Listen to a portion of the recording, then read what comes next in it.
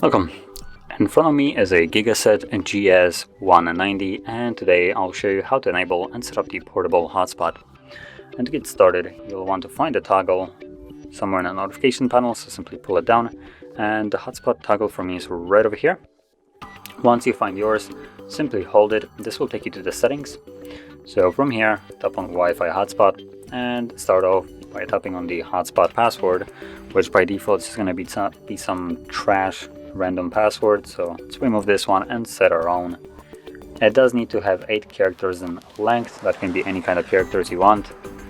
There, tap on OK to save it. And you also have the ability to change the name if you want to, name of the hotspot. By default, it's going to be the name of the device. So as you can see, in this case, it's GIGASET GS190.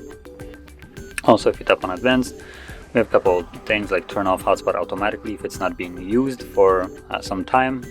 Then we have AP band, which we have the option to actually set up the 2.4 and 5 GHz, which is really surprising, to be honest. So we can tap on the other toggle to turn it on as well. Now, in here we do have that amazing option of setting it up to be 2 of them. Now, I believe by enabling 2, the 2.4 and 5, you will be using a little bit more of the battery because of it. So if you know that your device, for instance, supports 5 GHz, then disable the 2.4 and only keep one of them enabled. And if you're not sure, you can always enable the 5 GHz, and if your device simply doesn't see it, the hotspot after you turn it on, that means that the device that you're trying to connect to this hotspot with just simply doesn't support 5 GHz, and all you need to do is switch it up.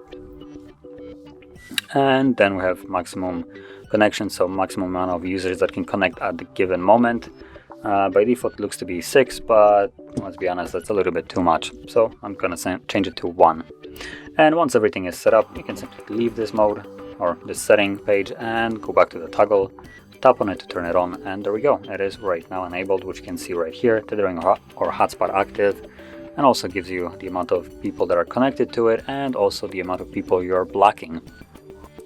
So that's how we would enable it, and once you're done with it, you can either tap on the toggle to turn it off, or if you decided to go with the toggle route, so when the hotspot is not being used for some time of an activity, it will simply turn off on its own.